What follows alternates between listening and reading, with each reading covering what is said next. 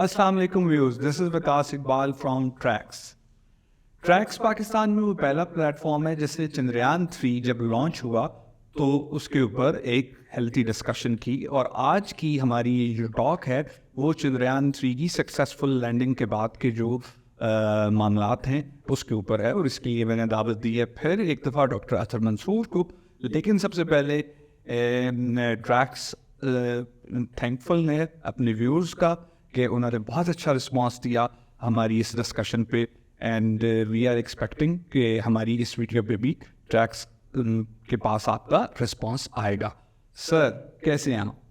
Thank you very much, बहुत ठीक हूँ। भी आपने दोबारा इनवाइट किया। Thank you so much.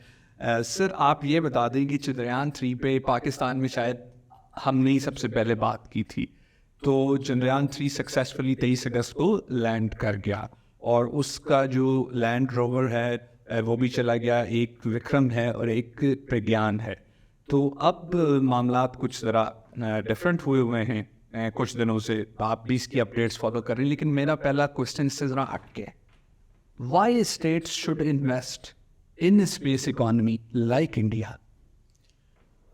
देखिए, जो स्पेस की रेस है या जो स्पेस की इकोनॉमी है, इसको सिर्फ वही कंट्रीज अफोर्ड कर सकती हैं जिनके पास इतनी रिसोर्सेज हैं कि वो अपनी उन रिसोर्सेज में से कुछ प्रोपोर्शन एलोकेट कर सकें स्पेस की टेक्नोलॉजिकल अंडरस्टैंडिंग के लिए, स्पेस की टेक्नोलॉजी के अंदर स्पेस की अंडरस्टैंडिंग के लिए।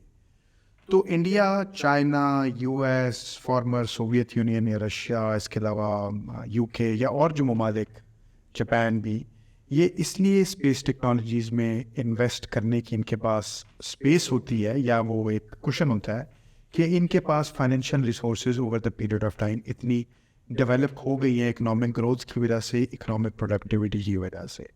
और स्पेस की जो टेक्नोलॉजिकल रेस है ये इसलिए भी ज़रूरी है कि हम ऑल्दो बहुत सारे लोग क्वेश्चन करते हैं कि हम अभी तक अपने ही प्लानट को प्रॉपर ऑप्टिमल यूटिलाइजेशन नहीं कर सके, और हमारे प्लानट पे बहुत सारी ऐसी टोपोग्राफीज़ और जोग्राफीज़ और लोकेशंस हैं कि जिनको अगर हम एक्सप्लोर करें तो शायद हम अपने प्लानट की लाइफ को बेहतर कर सकें। लेकिन at the same time I think space पे भी पैरेलल हम लोगों ने अपना एक हक और एक राइट ह्यूमैनिटी ने समझना शुरू कर दिया है कि वहाँ पे भी हमारा कोई, आप देखें ना, अगर हम स्पेस इकोनॉमी को ना समझते या स्पेस इकोनॉमी में ना जाते तो सैटेलाइट्स का सिस्टम ना होता।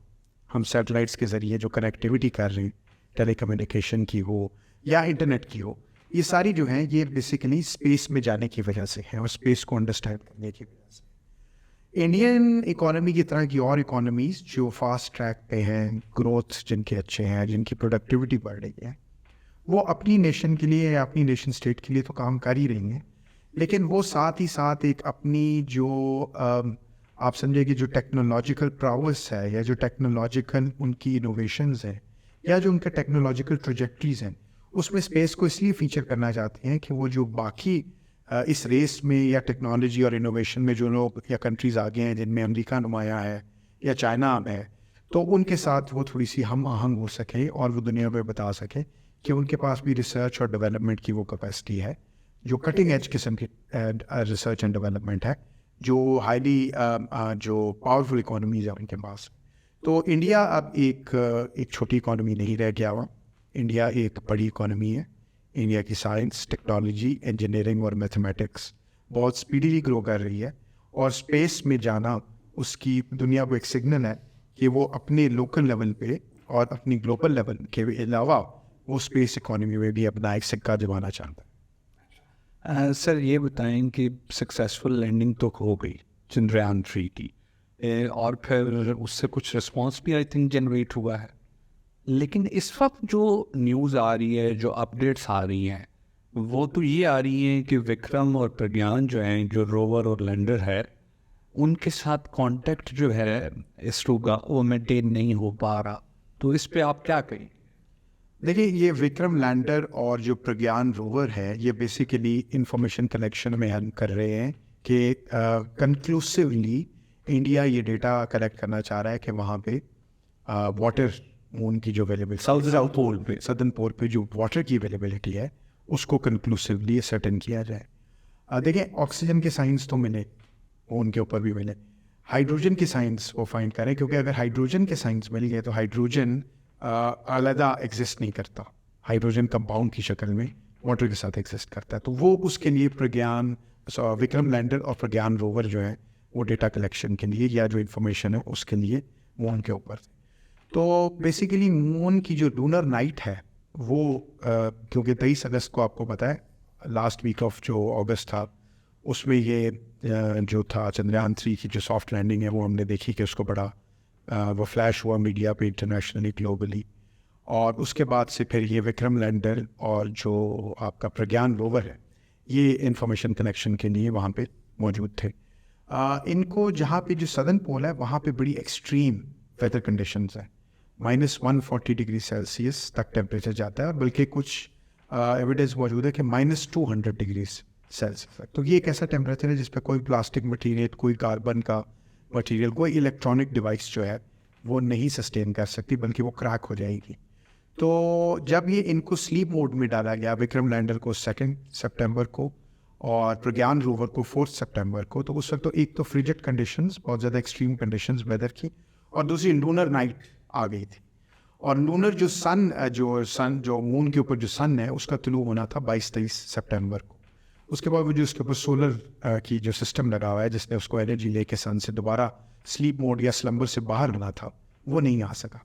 तो इसरो के लिए ये एक बड़ा ही एक ऐसी डेवलपमेंट हुई कि जो वो एक्सपेक्ट नहीं कर रहे थे, क्योंकि उनका ये ख्याल था कि इसरो का कि जब ये स्लीप मोड में रहेगा कोई 10-15-12 दिन या 20 दिन के करीब, तो उसके बाद ये जब सन रेज दोबारा इस पर सनशाइन होगा या जो सन राइज होगा मून पे, उसके बाद ये दोबारा एनर्जी गेन करके ये दोबारा रिवाइव होगा।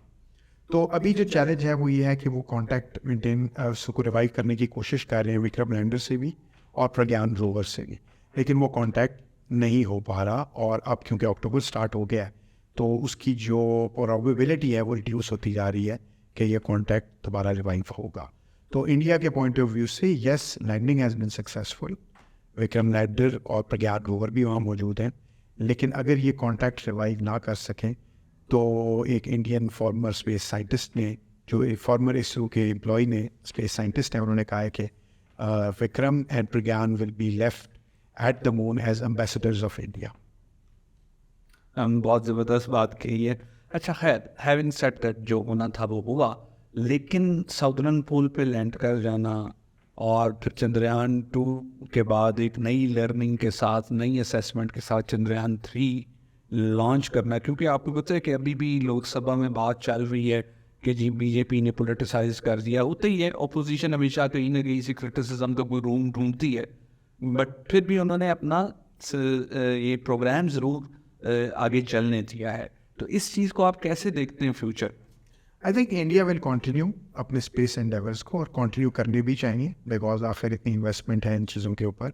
और जैसे हमने देखा है वो सन का मिशन जो आदित्य है वो भी उन्होंने भेजा हुआ है, और ये इटसेल्फ बड़ी ये अचीवमेंट एक बड़ा अचीवमेंट। तो I think India will not इससे कोई बैक ट्रैक नहीं करेगा अपने एंडेवर से। और ये मैं समझूंगा कि कोई फेलियर नहीं है सच उस तरह का कि अगर विक्रम लैंडर और वो प्रज्ञान रोवर आपके स्लम्पर में चलेंगे और वो नहीं कर सके, India is going to learn from this whatever ये जो आप समझे कि एक एपिसोड आया है। तो but I think in itself it's a big achievement कि इंडिया मून तक पहुंचा है, सदर्न पोल पे पहुंचा है, एक्सट्रीम टेम्परेचर्स में पहुंचा है, -200, जैसे मैंने बताया, हमारा टेम्परेचर -200 डिग्री सेल्सियस तक जाता है। तो इट्स अ बिग अचीवमेंट, और इंडिया अपनी टेक्नोलॉजिकल प्राउस को, टेक्नोलॉजिकल कैपेबिलिटीज़ को, I think they have shown it to the world in a beautiful manner. Thank you so much. So viewers, please do give us your feedback.